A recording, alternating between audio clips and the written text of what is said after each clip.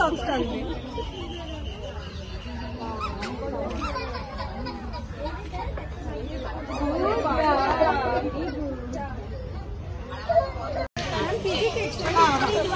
चार चार करके करा है। अच्छा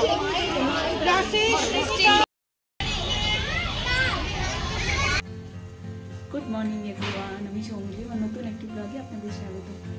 আজ সকাল সকাল মেয়ের স্কুলে যাচ্ছি। মেয়ের স্কুলে প্রোগ্রাম আছে রথযাত্রা, তো মেয়ে তো কদিন স্কুলে যাচ্ছিল না, বাট কালকে ম্যাডাম জানিয়েছেন যে আজকে যাওয়ার জন্য। আর মেয়েও শুনে থেকে এক্সাইটেড, তাই মেয়েকে নিয়ে যাচ্ছি। আর এই যে আগের দিনে কুর্তিটাই পরে নিয়েছি তাড়াহুড়ো করে, কারণ উঠতেও লেট হয়ে গেছে, মেয়েকে খাওয়ানো, তারপরে আর এই যে মেয়ে রেডি।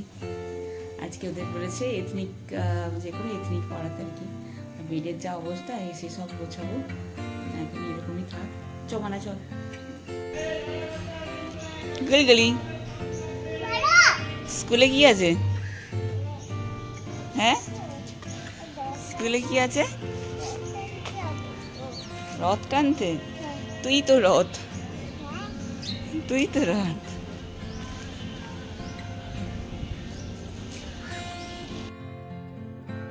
এই যে মেয়ে স্কুলে পৌঁছে গেছি। হ্যাঁ, আমরাই মনে হয় সবার লেট। অ্যাকচুয়ালি 8টার সময় টাইম ছিল, বাট ওই যে অনেকদিন স্কুলে যাওয়া নেই, তো মেয়ের আজকে একটু উঠতে অসুবিধা হয়েছে। মেয়েকে রেডি করিয়ে আস্তে আস্তে একটুখানি লেট হয়ে গেছে। আর রথযাত্রা তো মানে আজকে তো কোনো ক্লাস নেই যে মিস হয়ে যাবে। এই যে সবাই এসে জুটেছে, আমরাও জুটে গেলাম, যোগ দিয়ে দিলাম। রথ ওখানে সাজিয়ে রেখেছে, আর সব বাচ্চাদের এক এক করে করে গিয়ে ফুল দেওয়াচ্ছিল। জগন্নাথ দেবের পায়ে ফুল দিয়ে প্রণাম করাচ্ছিল। তাই মেয়েকেও ডাকলো, যেহেতু পিজির বাচ্চা থেকে আগেই ডাকছিল, যেহেতু সব থেকে ছোটো ওরাই। আর বলবেন না, পিজিতে 1.5 বছরের থেকেও বাচ্চা থাকে, মানে খুব খারাপ লাগে এত ছোট বাচ্চাদের দিয়ে দিতে, কিন্তু কি করবে আর, আমার মতোই অসহায় মায়েরা।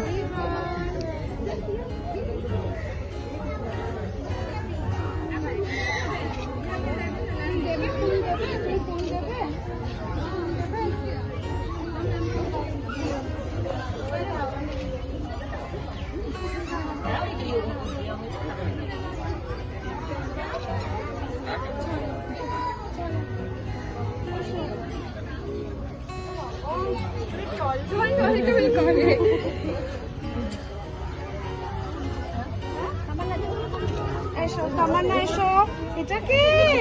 তামান্না জুনিয়র ফোন দেওয়া হয়ে গেলে রথ টানবে।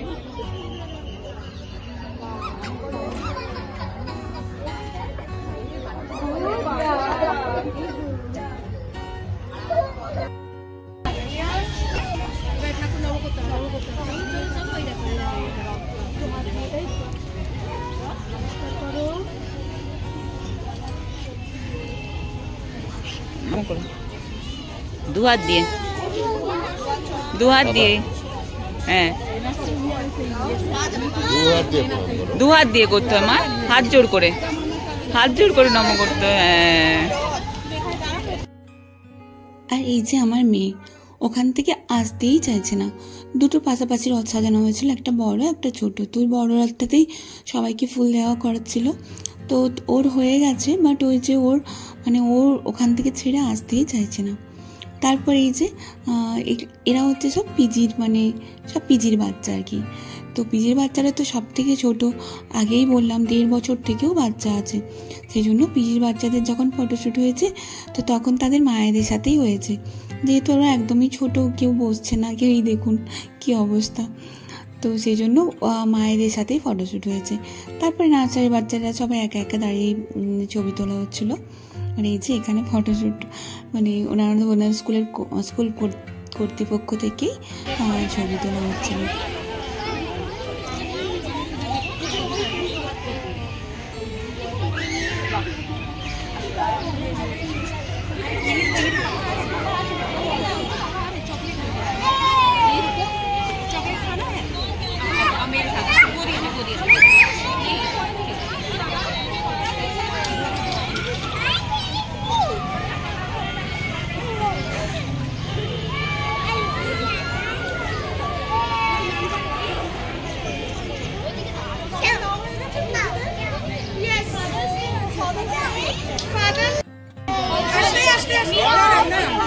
দিচ্ছে, ক্লিক করো। এখান থেকে কেউ দিচ্ছে, ক্লিক করো। চলো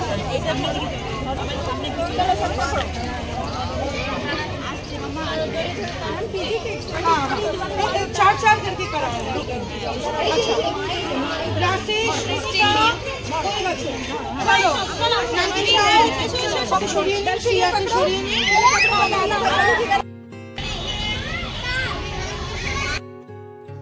আর এই যে আমার মেয়ে রথ মানে ছাড়তেই চাইছে না।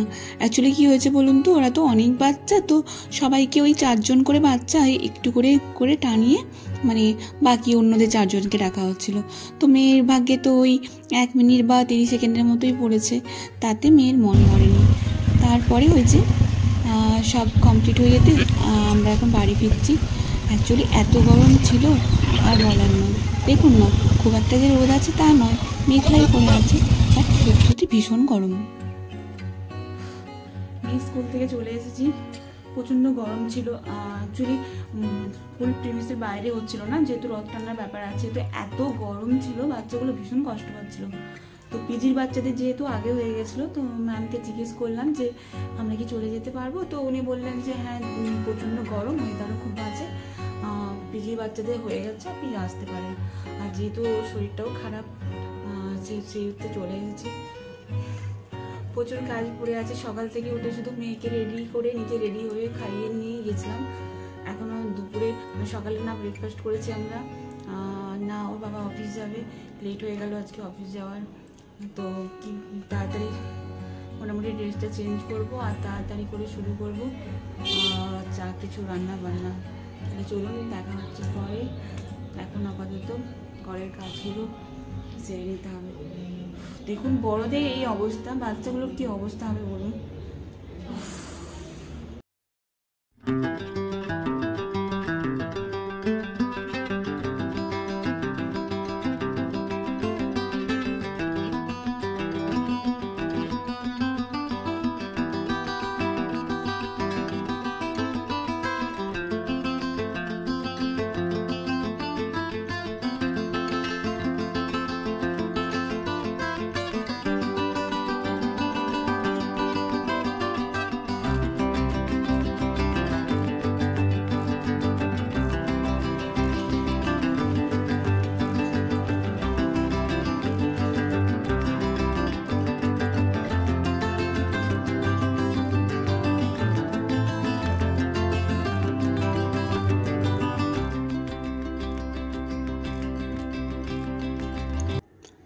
এক নিঃশ্বাসে কাজ সারার মতোই কাজ সারছি।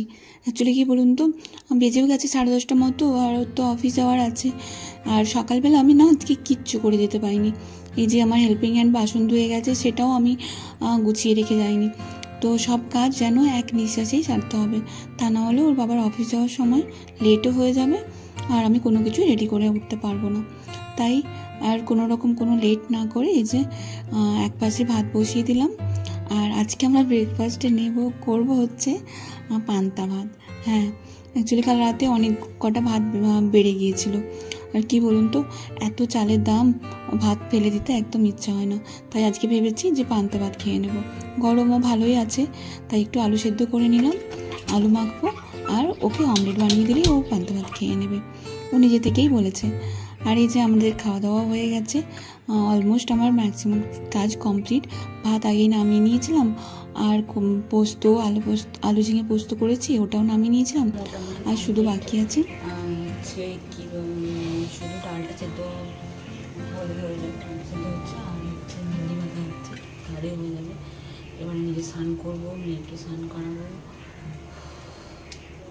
কি গরম, বাপরে বাপ। আর এই যে দুপুরের মেনু হচ্ছে আলু ঝিঙে পোস্ত, আর হচ্ছে আলু ভিন্ডি ভাজা, আর হচ্ছে ডাল করেছি। আর মেয়ে যখন খাবে তখন মেয়েকে একটা অমলেট করে দিলেই হয়ে যাবে খাওয়া।